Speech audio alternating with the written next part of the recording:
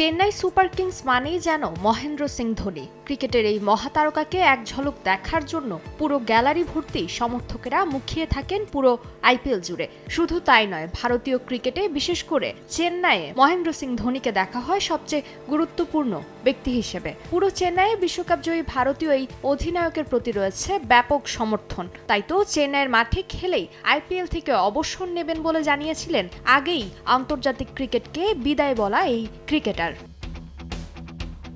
তবে চলতি আইপিএলে রয়্যাল চ্যালেঞ্জার বেঙ্গালুরুর বিপক্ষে হেরে প্লে অফ খেলার স্বপ্ন ধূলিসাৎ হয়েছে সিএসকের। আর সেই ম্যাচ হারার পর অন্য এক ধোনিকে দেখেছেন সমর্থক। প্লে অফের রেস থেকে বাদ পড়ে প্রতিপক্ষ দলের সঙ্গে হাত না মিলিয়েই মাঠ ত্যাগ করেন মহেন্দ্র সিং ধোনি। তার এমন আচরণ নিয়ে অবাক হয়েছেন অনেকে। যদিও বিষয়টি নিয়ে নানা মহলে কথা হলেও তার এমন আচরণে তেমন কোনো দোষ দেখছেন না অনেকেই। ধোনির সেই মুহূর্তে মানসিক অবস্থার কথা চিন্তা করে ছোট করেই দেখা হচ্ছে বিষয়টিকে।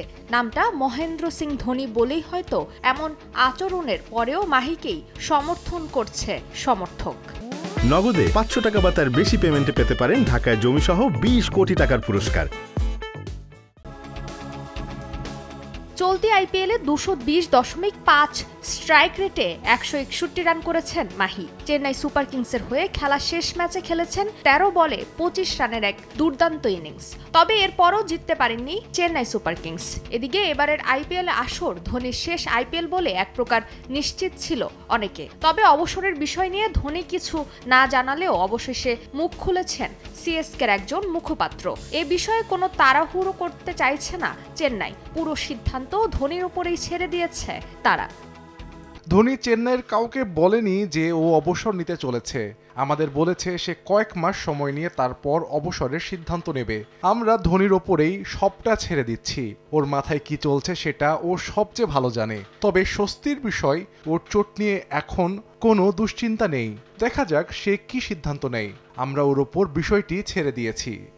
এদিকে গেল বছর থেকে হাঁটুর চোট বেশ ভোগাচ্ছে ধোনিকে। এবারের আসর শুরুর আগে হাঁটুতে অস্ত্রোপচার করিয়েছিলেন তিনি।